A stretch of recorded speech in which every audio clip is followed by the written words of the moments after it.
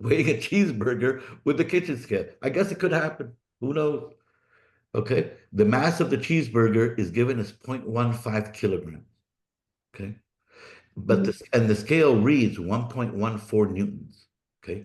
And Newton, and I'm sure you know this, and Newton, 1 Newton is kilograms. It's made of multiple parts, meters per second squared. Is that right?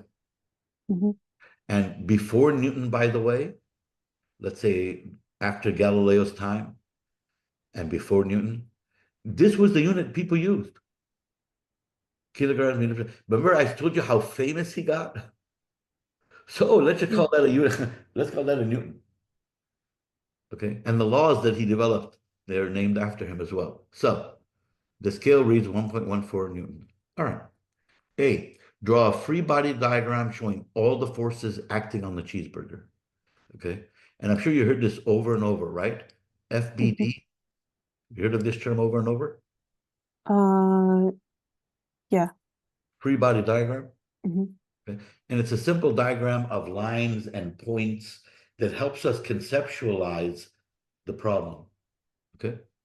And Yeah. so, A, say again. Did you see Hmm? something else? Elsa? Oh, no, no. Alyssa, I'm sorry. Uh, B, determine the weight of the cheeseburger. Okay. C, determine the magnitude and direction of the net force on the cheeseburger. Okay, magnitude and direction.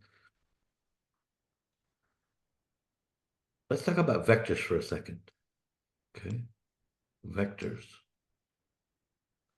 I don't think, unless the AP curriculum changed radically, I don't think calculus AB you cover vector analysis, but you do cover some vectors in pre-calculus, Yeah.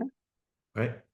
Mhm. And a vector is a quantity that could be drawn like this with an arrow, okay? And it's a vector quantity, a quantity that represents two things: Mm.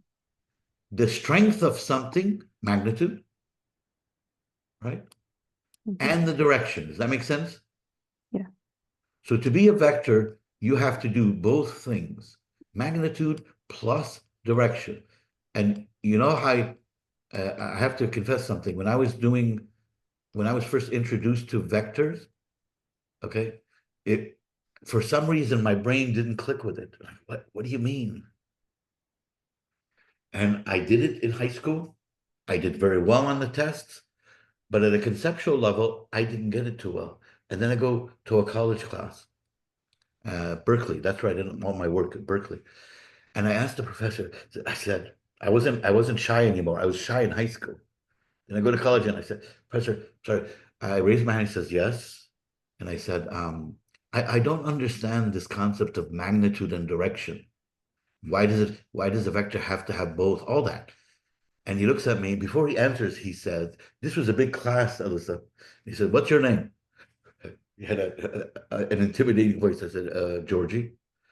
Good question, Georgie. You got guts, kid. That's what he said to me. He said, you got guts, kid. I said, oh, thank you. He said, a lot of people don't understand this, but they don't have the courage to ask the question. And he said, okay. So he explains to me. And he says, he's a funny person, brilliant and funny, from New York. New Yorkers tend to be loud. So he says to me, okay, Georgia, you're going to help me with a little experiment. I was scared. I said, okay. He said, I'm going to now tell you, go to your car. He said, do you drive? I said, yes, I drive. He said, what if I were to tell you, go get in your car and drive at 60 miles an hour? I said, okay. And that's all I told you. Go on, go drive 60 miles an hour. What question would you have for me? It's pretty clear, isn't it? And he said, and I said, Mhm. well, no, it's not really clear. He said, why? What's wrong with it? I'm telling you how fast to go. And then before I answered him, a light went off, Alyssa. It's like a slap in the face. Oh my God, I get it.